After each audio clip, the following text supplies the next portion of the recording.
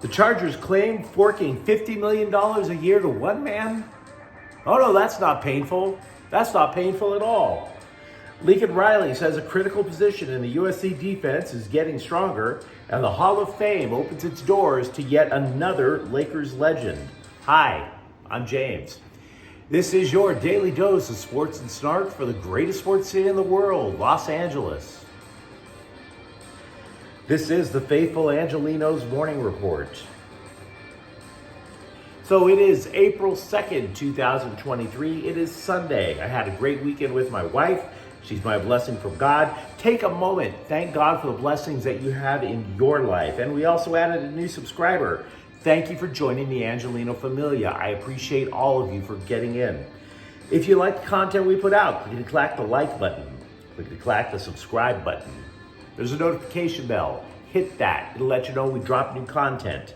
Sharing is caring. Let people know we exist. And by all means, comment. There is always something good to talk about when it comes to LA sports. So before we go through the news and notes, a look at the scoreboard. You know, there are few things on this earth that make me happier than Madison Bumgarner getting the living hell kicked out of him. Dodgers 10, Arizona 1. You can thank Trace Thompson for that. Dude hit 3 home runs and drove in 8 RBI. 8. Dodgers are 2-1 so far in the season. New Orleans 122, Clippers 114. Kawhi Leonard scored a game-high 40 points in a losing cause.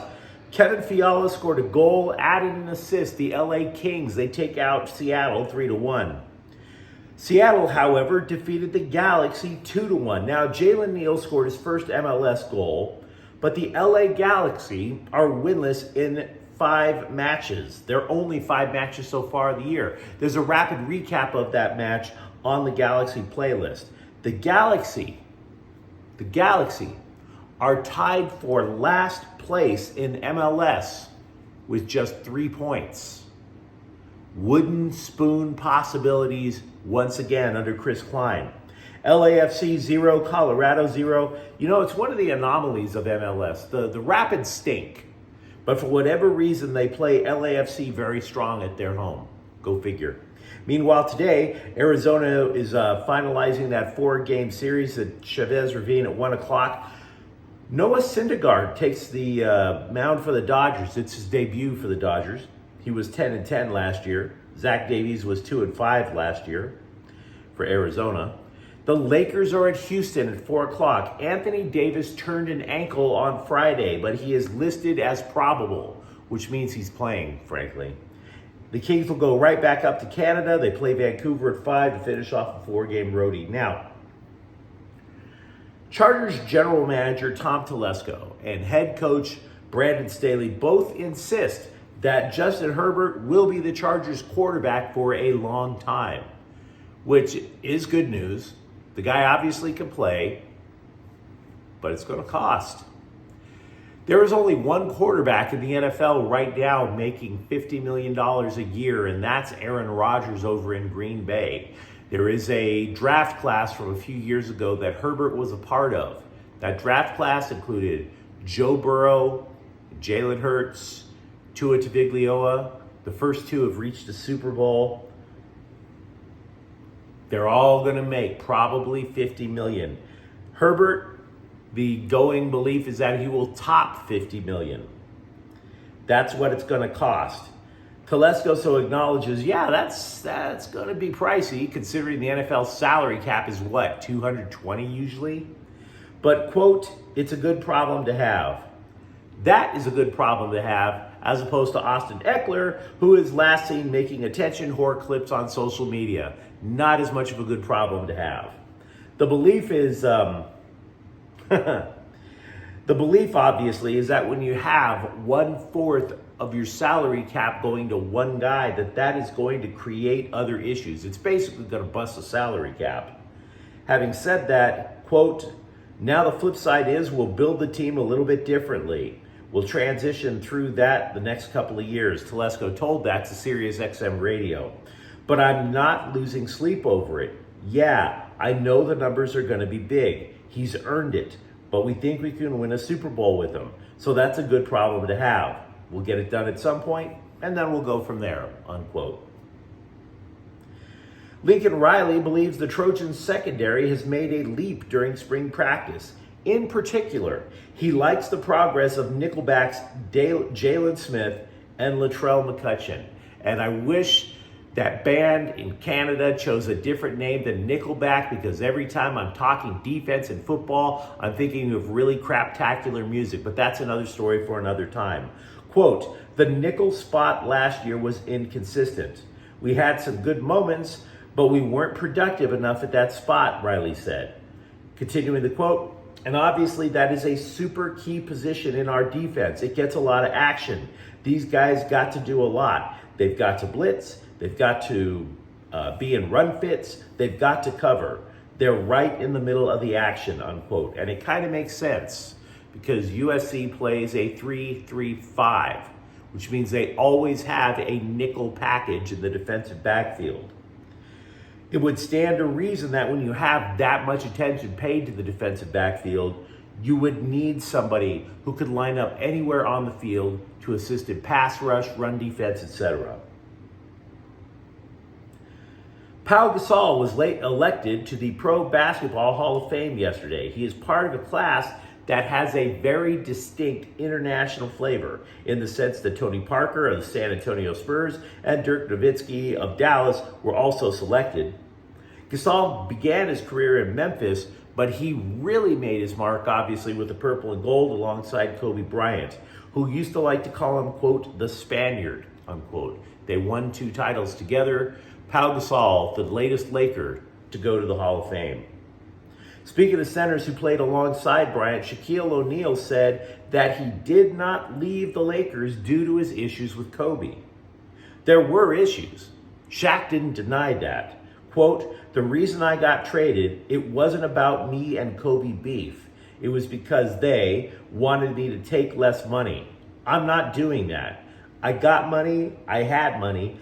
I just should have been like, all right, I raise you enough. It's your team now. I know what I'm going to do. I'm still going to get my 28 points and 10 rebounds.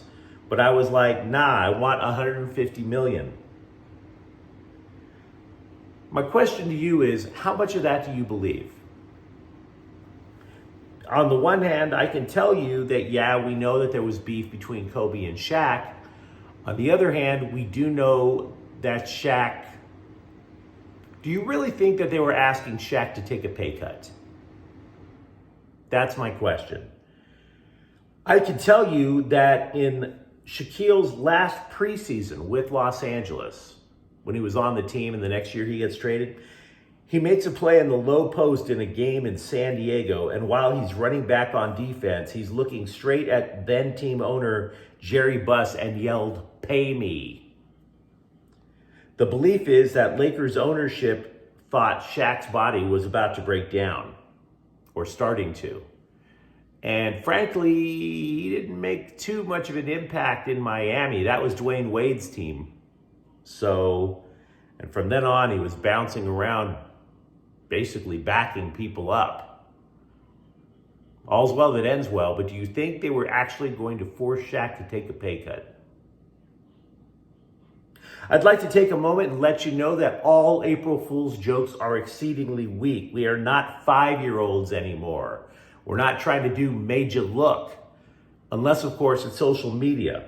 Because there were thousands of these stupid, idiotic April Fool's jokes posted on social media yesterday. Not one of them was clever. Not one of them was funny. Actually, I take that back. There was one that was a little clever, just not funny. It was clever in that it made a lot of people very angry. The St. Louis Battlehawks of the XFL posted on Twitter that they were moving to Los Angeles. Oh, that went over well in St. Louis. Another team leaving St. Louis to go to the West, that went over well. One going to LA, yeah, that was funny. Not in the slightest. But it sure as hell pissed off everyone in St. Louis, which I approve of. There were 2 reporters that tried to spin it. They were like, oh, you're trolling the Rams. You're poking fun of the Rams. Guys, they're in the XFL. Stop it. The XFL quarterback can't even complete a bubble screen pass. and you're sitting there thinking that they got one over on the LA Rams, who have gone to 2 Super Bowls since they left St. Louis. Stop it. The Rams could care less. You can take your open mic night, turn the little mic off, turn around, walk away. Nobody thought that was amusing. That's not a troll. Your definition of troll is obviously different than my dictionary's definition of troll. Jaime Jaquez Jr. was named a Wooden Award All-American, which is nice. The last Bruin so honored was Lonzo Ball. Yikes. So he is the third, that is the third All-American honor for Jaquez, along with AP and something called NABC. Last night, Phoenix Copley was in net for the Kings. He allows 1 goal, just 1, and that's good. But the thing is, the Kings were trying to find out if the other goalie, Eunice Korpisalo, could be the guy during the playoffs.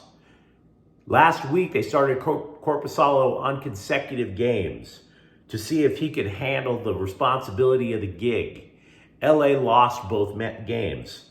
So this kind of matters. You can't necessarily get away with goalie by committee in the NHL playoffs. And there's only 2 weeks left to go in the regular season. The Kings have a massive question to answer. Finally, The Athletic listed that the most important thing for each NHL team to do in the last 2 weeks, when they listed the LA Kings, they said win the Pacific Division. That's a dumb take. Doesn't make a lot of sense.